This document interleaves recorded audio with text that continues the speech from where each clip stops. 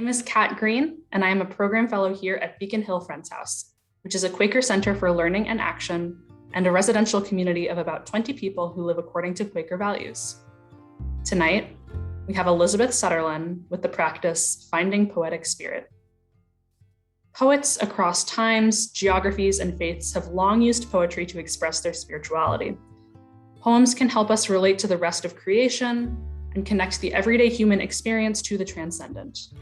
Whether metered or free verse, epic poem, or haiku, poetry engages our minds in reflection and creativity that can spur spiritual growth and change in both the writer and the reader. Now, I'm excited to introduce you to Elizabeth. Elizabeth Sutterland is a poet and writer deeply interested in the relational and healing power of poetry. She draws frequent inspiration from the natural world and can be found hiking through all manner of parks when she isn't writing. She works at an international nonprofit in Washington, D.C. Again, welcome. We're happy you've joined us. Elizabeth, it's all yours. All right, yeah, thank you so much, Kat, and thanks to everyone at Beacon Hill Friends House for hosting me and for putting on this event. I'm gonna go ahead and share my screen. So give me one quick second to get that going. I'll present, I've got a couple slides to get into. And so, yeah, you all kind of heard the session description about poetry and spirituality.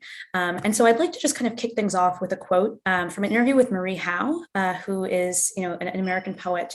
This interviewer asks her, do you think of writing as a spiritual act at its core?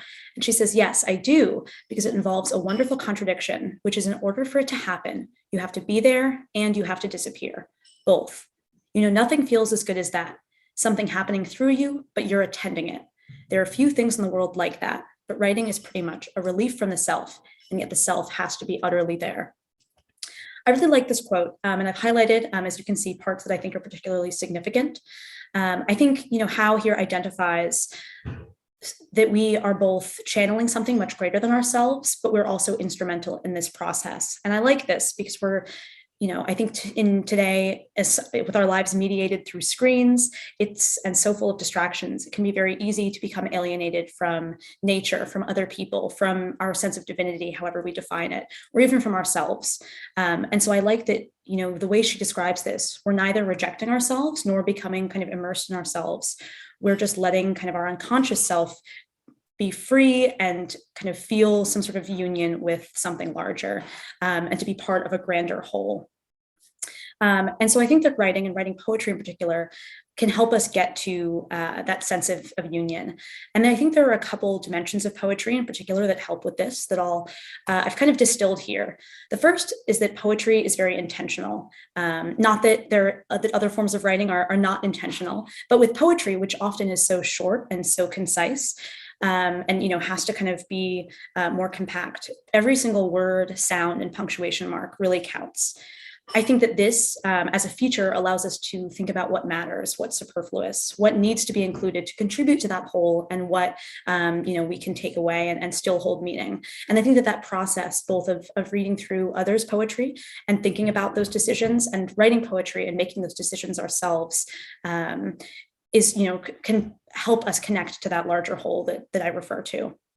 Second is that poetry is relational. There's this idea that things are like other things, shall I compare thee to a summer's day? Everything, there are so many things about comparison and so many metaphors and similes and literary devices that rely on this idea of uncovering relationships and similarities and differences. And I think that this allows us to examine and uncover truths that might be hidden, and allows us to, take something as a symbol, and the idea that, every small thing can hold, infinite possibilities, if we give it that level of attention. I think is particularly poignant with poems. And finally, I think kind of a core quality is that poetry is experiential. I don't know if any of you have had the experience of just feeling completely bowled over emotionally by a poem. I certainly have. That's part of why I love the art so much. But it can really pack a punch, and it allows us, because of its long history and association with, oral traditions and storytelling, this idea of, poets long ago, memorizing these long things and giving them and telling these stories, delivering them at large events, is that there's an inherent connection with the audience in this type of writing. And I think that, poetry, whether we're writing for a real or an imagined audience, allows us to think about that connection and to think about that sense of, not just us writing for ourselves, but writing for a larger whole. If you're a spoken word poet, writing and delivering your poems to a room full of people, that's very clear. But even if we're just writing for readers, there's always that sense in poetry of the audience and of the person, receiving the poem and consuming it as much as us producing it. So kind of those are, a few kind of top level ideas. Before we get into our practice, I do want to kind of go through 2 poems all together to get a sense of a variety of spiritual poetry. I'll kind of read these and give you some of my thoughts on each. But while I do, I would love if any of you have any reactions or thoughts or feelings, feel free to just drop them in the chat box as we're going through, just to get a sense for the wide variety of spiritual poems. The first that I've chosen for us today is Mary Oliver's The Summer Day. You might be familiar with this poem. It's very famous. This is one of my favorite poems of all time, part of why I chose it. But I'll read this aloud and then we'll talk about it a little bit. Who made the world? Who made the swan and the black bear? Who made the grasshopper? This grasshopper, I mean. The one who has flung herself out of the grass. The one who is eating sugar out of my hand. Who is moving her jaws back and forth instead of up and down, who is gazing around with her enormous and complicated eyes. Now she lifts her pale forearms and thoroughly washes her face.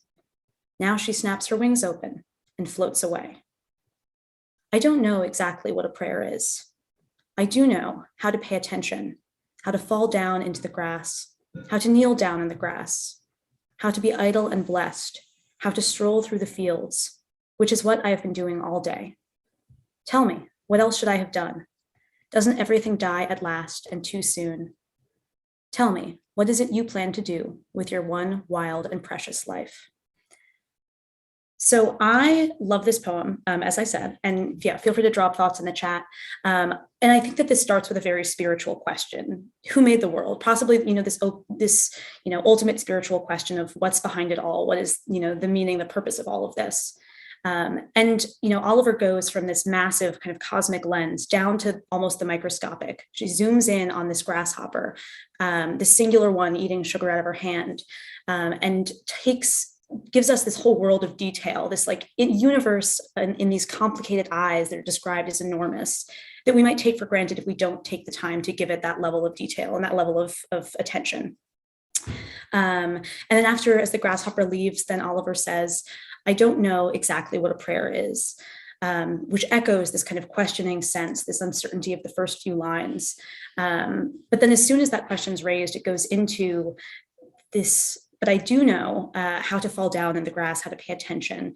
The idea that, being attentive and giving, this grasshopper and everything else, that level of detail and attention and care is an act of prayer.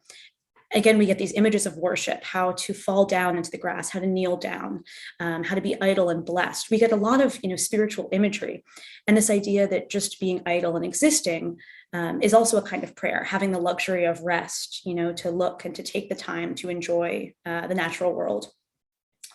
And then after that section, towards the end, when she says, tell me what else should I have done? I love this line because I think it's posed as a question both to the reader, who's now reading what she's been doing, how she's been spending her day, and is asked to kind of pass a sort of judgment, again, that acknowledgement of the audience, connecting with the audience. But it can also be a question kind of for this higher power, or, that's alluded to at the beginning of Who Made the World, this idea of looking back on one's life. What else should I have done? Living without regrets. And then these closing lines that I love so much, tell me, what is it you plan to do with your one wild and precious life? I think really distills this idea in this poem of life as this incredibly rare gift, whether it's in the poet, in the grasshopper, in the fields, in the grasses in the fields.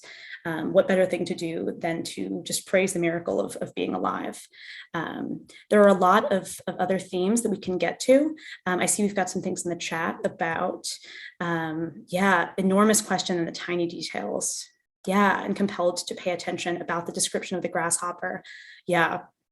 Yeah, so there's so much in this poem. So thanks all for putting those thoughts in there. The second poem I want us to read is very different in tone and content.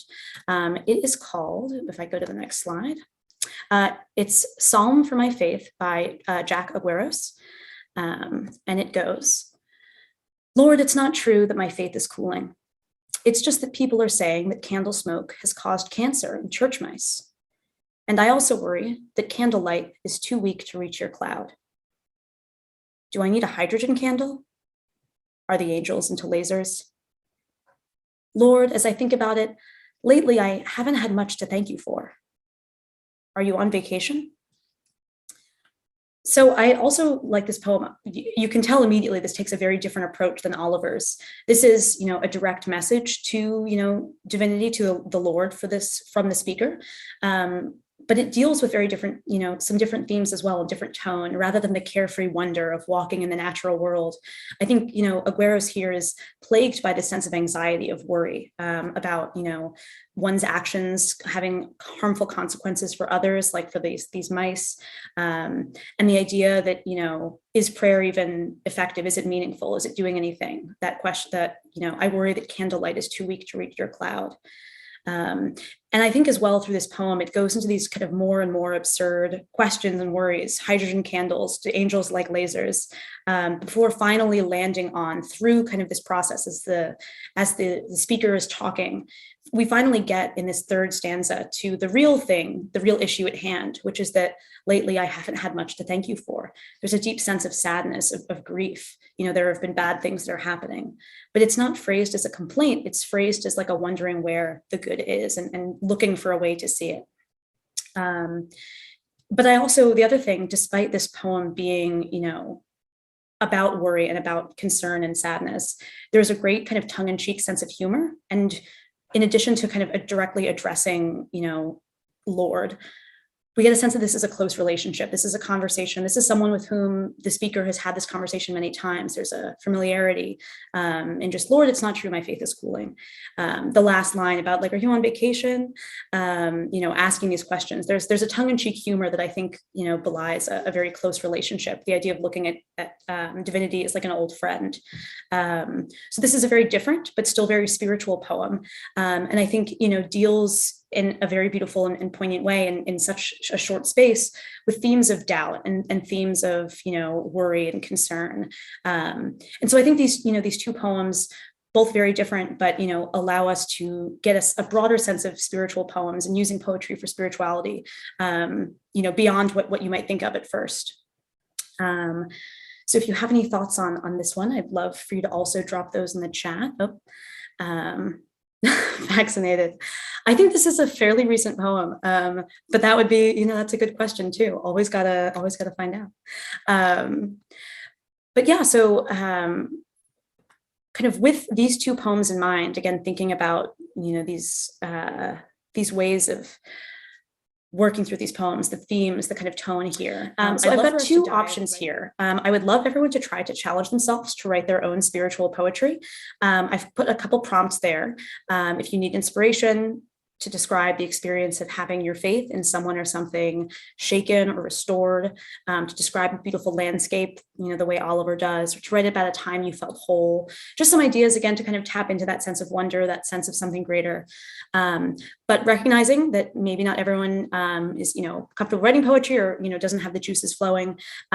If you would prefer not to, I've also kind of included option one, which is to pick one or more of the following poems. And I'll link to these in the chat. I'll copy and paste so you have the URLs to look at them.